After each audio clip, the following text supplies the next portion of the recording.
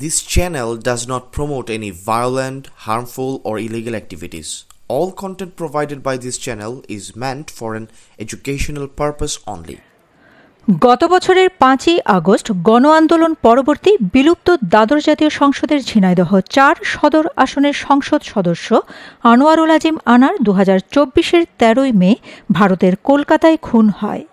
এরপর 18ই মে কলকাতার বরাহনগর থানায় জিডি করেন তার বন্ধু গোপাল বিশ্বাস। 19 মে রাজধানীর শেরেবাংলানগর থানায় নিখোঁজের জিডি করেন আজিমের ছোট মেয়ে মুমতারিন ফেরদৌস ডরিন।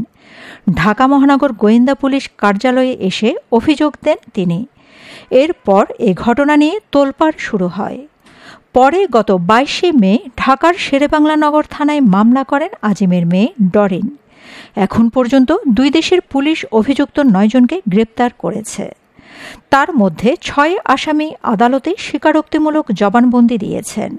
ওই সময় ভারতের সিআইডি 2 জনকে গ্রেপ্তার করে। তাদের বিরুদ্ধে আদালতে তদন্ত প্রতিবেদন জমা দিয়েছে ভারতীয় পুলিশ। এরই মধ্যে আনার খুনের 10 মাস পেরিয়ে গেছে। তদন্ত কর্মকর্তা বদল হয়েছে 3 বার। আদালতে তদন্ত প্রতিবেদন জমা দেওয়ার সময়ও পিছিয়েছে কয়েক দফা।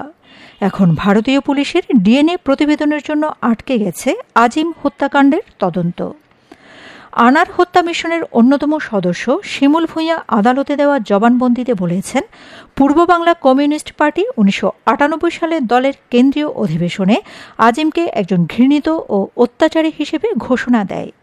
এরপর দলের ঝিনাইদহ শাখাকে তাকে হত্যার দায়িত্ব দেওয়া হয়, কিন্তু দায়িত্বপ্রাপ্তরা আনারকে হত্যা করতে ব্যর্থ হয়।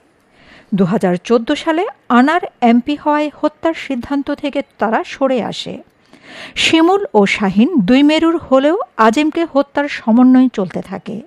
শাহিনের সঙ্গে তার ব্যবসায়িক দ্বন্দ্ব থাকলেও ব্যক্তিগত পর্যায়ে আনার ও শাহিনের ভালো সম্পর্ক ছিল।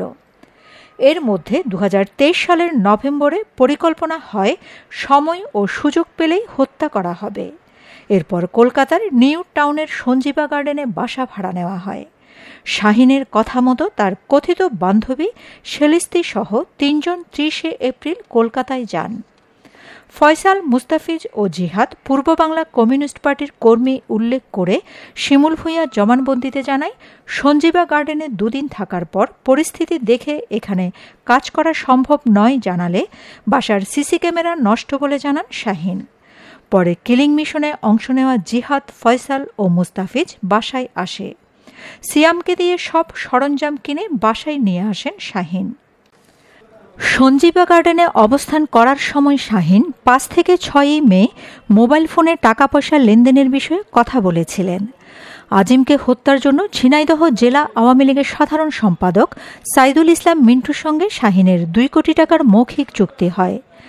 তার মধ্যে হত্যার পর 20 লাখ টাকা দেশে গেলে দেয়া হবে এবং বাকি 1 কোটি 80 লাখ টাকা 26 থেকে 31শে মের মধ্যে পরিশোধ করা হবে।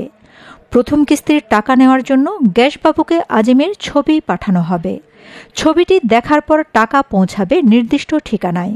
এছাড়া মিন্টু এলএম পার্টির জন্য সব সময় আর্থিক সহায়তা দেবেন। তদন্ত কর্মকর্তারা বলছেন, আজিম হত্যার মূল পরিকল্পনাকারী আখতারুজ্জামান শাহিন। ব্যবসায়িক দ্বন্দ্বের কারণে শাহিন তাকে টার্গেট করেন। এই পরিকল্পনা বাস্তবায়নে সর্বহারা পার্টিকে ব্যবহার করেন তিনি। শাহিনের কথা মতো মাদক, স্বর্ণ ও অস্ত্র চোরাকারবারির টিকিট ছাপাতে ভারতে যান আজিম। কলকাতার নিউ টাউনের ওই বাসাও ভাড়া করেন শাহিন। বাসা ভাড়ার চুক্তিপত্রে শেলিস্তি রহমানকে তার ঘনিষ্ঠজন হিসেবে দেখানো হয়। এছাড়া হত্যা মিশনে সরাসরি অংশ নেওয়া প্রধান অভিযুক্ত গ্রেপ্তার আমানুল্লাহ ওরফে শিমুল ভূঁইয়া সহ 6 জন আদালতে স্বীকারোক্তিমূলক জবানবন্দি দিয়েছেন। এতে নৃশংস হত্যাকাণ্ডে কার কী ভূমিকা ছিল তা উঠে এসেছে। সাবেক এমপি আনার হত্যা মামলায় এখন পর্যন্ত 7 জনকে গ্রেপ্তার করেছে ডিবি পুলিশ।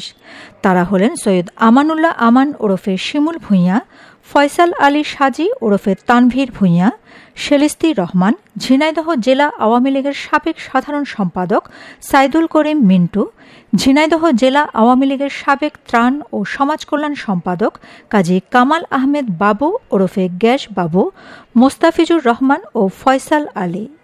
সবাই এখন কারাগারে রয়েছে। তাদের মধ্যে সাইদুল করিম মিন্টু ছাড়া 6 জনই দায় স্বীকার করে আদালতে জবানবন্দি দিয়েছেন। এদিকে হত্যার পরিকল্পনাকারী আখতারুজ্জামান শাহীন পলাতক রয়েছেন। Shamima Chowdhury Shammi, BNA news 24।